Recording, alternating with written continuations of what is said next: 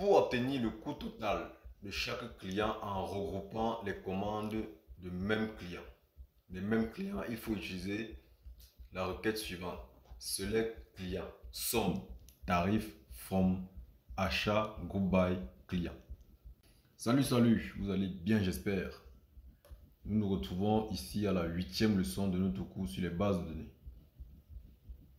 Dans cette 8e leçon, nous allons parler de la commande SQL group by.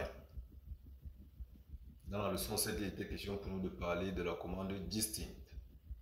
Ok, là je vais vous donner directement le plan et on va passer aux choses sérieuses. Allons-y, introduction. D'abord, ensuite syntaxe basique, enfin exemple.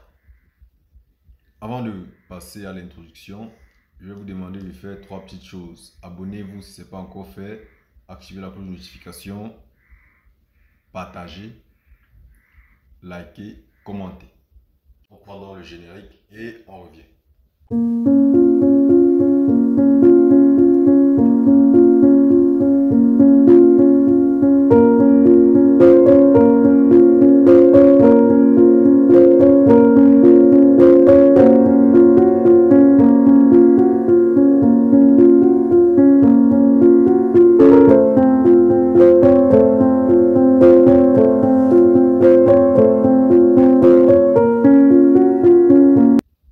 Directement passer à l'introduction.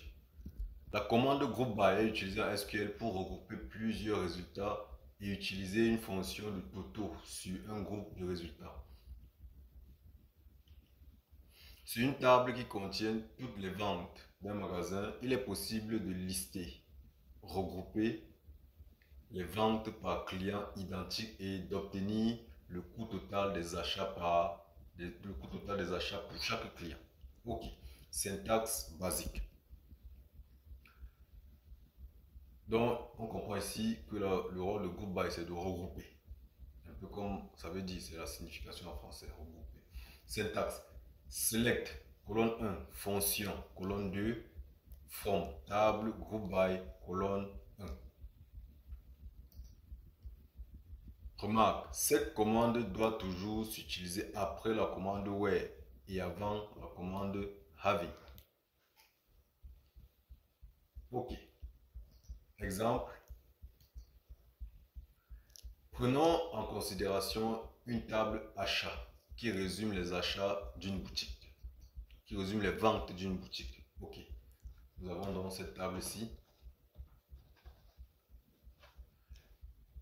Pour obtenir le coût total de chaque client en regroupant les commandes de même client, il faut utiliser la requête suivante.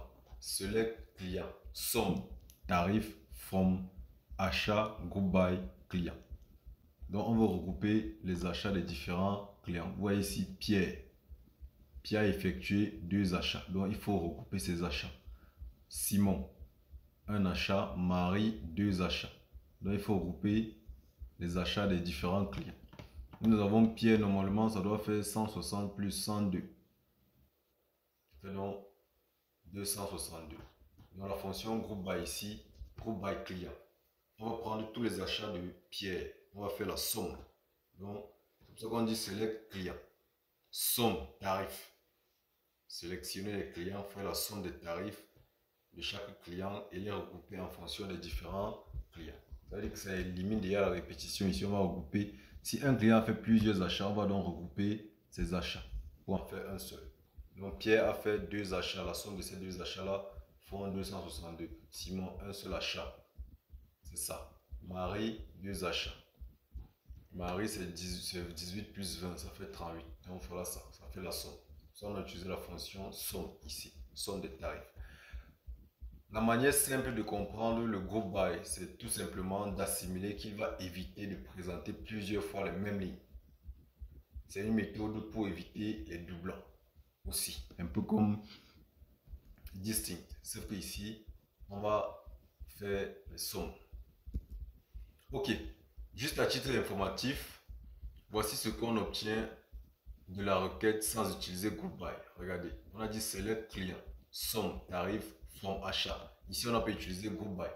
Ça veut dire quoi? Pierre a fait 262 achats. Mais comme Pierre apparaît deux fois, à chaque fois on va additionner, on va afficher.